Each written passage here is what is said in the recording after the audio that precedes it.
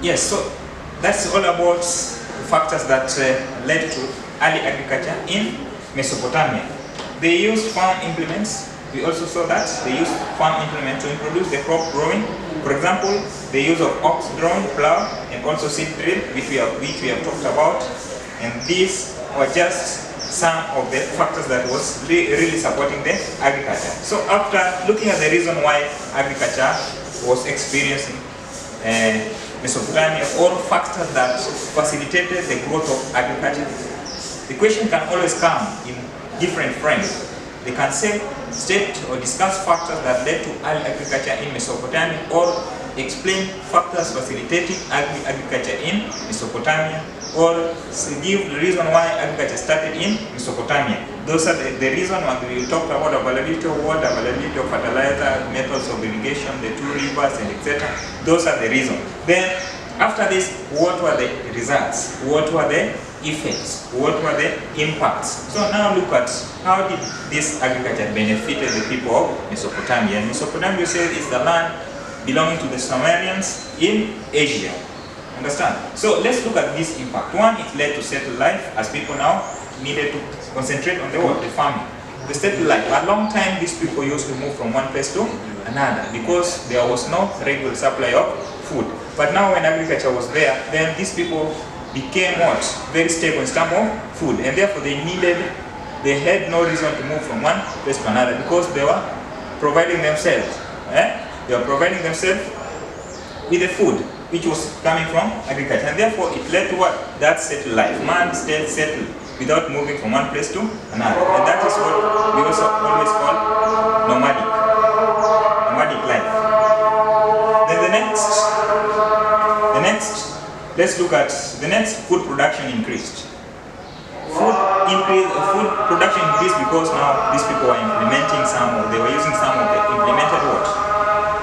Agricultural tools like seed drills. This was a mechanization in the field of agriculture. Seed drills were helping them in what? Harvesting. They were also all drawing, the oars, they were also what? The ox drawing, plow.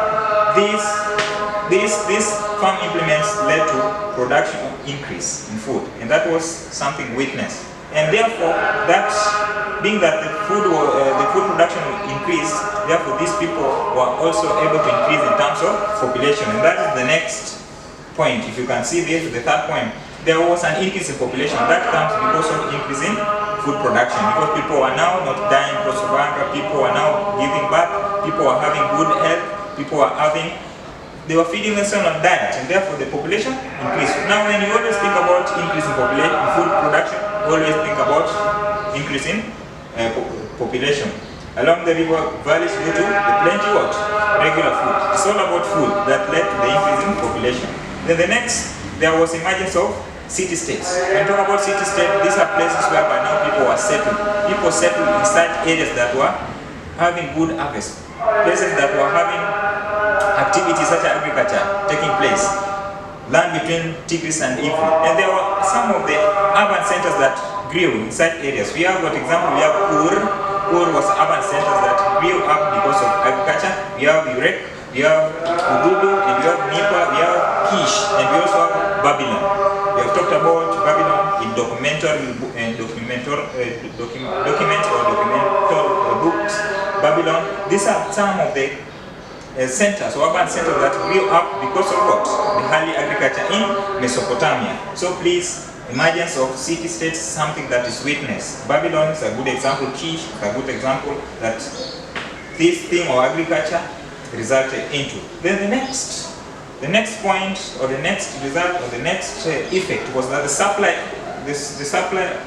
agricultural production led to what? Development of trade between communities, because agriculture was there providing raw material, and therefore communities developed in terms of there was communication between the communities, and there was trade between, and there was peace within. When these people are now trading, they were exchanging goods that they were not having, and remember by this they were having a certain method of trade known as barter trade. Barter trade was just involving these people selling goods, but they were not using currency then, but thereafter the currency was introduced later.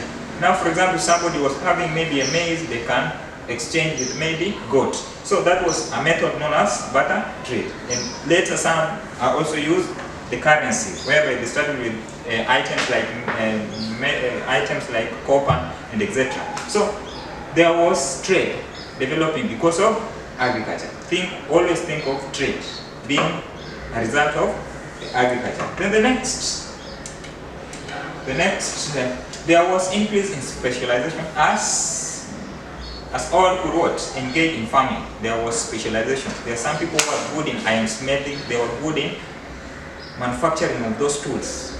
That is specialization on itself. There are also other people who are good in farming. You see, that is a specialization on itself. There were also other people who are good in what? Harvesting.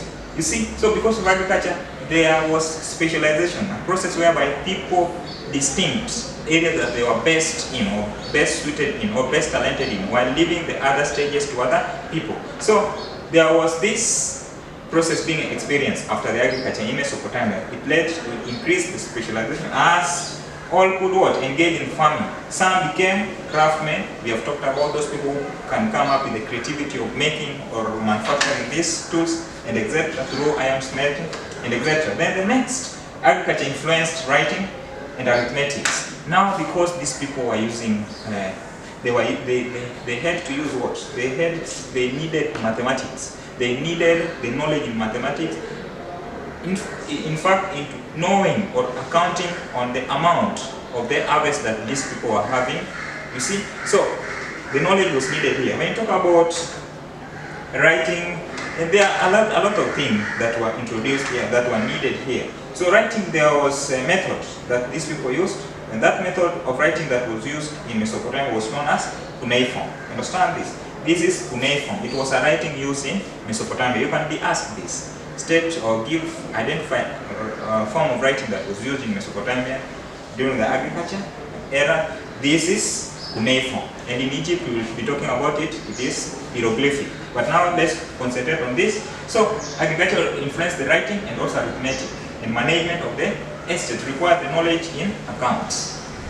So management required accounts, the knowledge in accounts, and the form of writing that was developed was known as cuneiform, involving the use of stone tablets. They were writing on the stone tablet, and that method was known as, that form was known as cuneiform. Please, this thing is always there, you can be asked that. Then the next thing, the invention of wheel. There was another result out of agriculture, that is invention of wheel. Now these people started moving from one place to another by what? By the vessel or by the items made of wheel. They could make a kind of vehicle, but now they tie that into the what?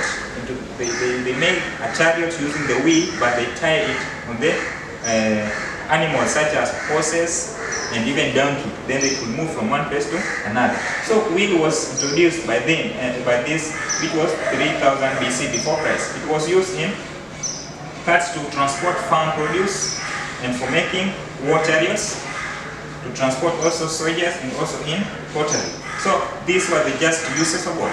Wheel. After the wheel was introduced during this.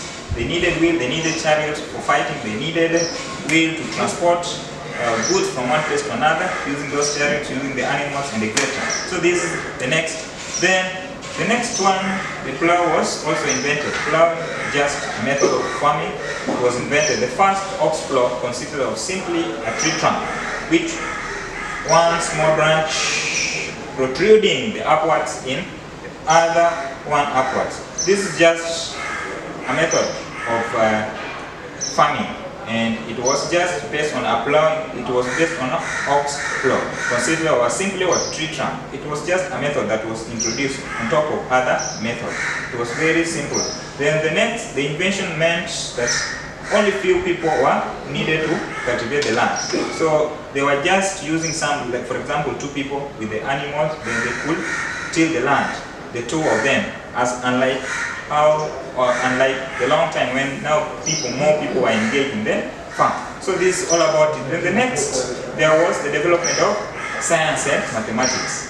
There was knowledge. People came up with the knowledge people were increasing in population, and therefore they came up with the knowledge, inquiring.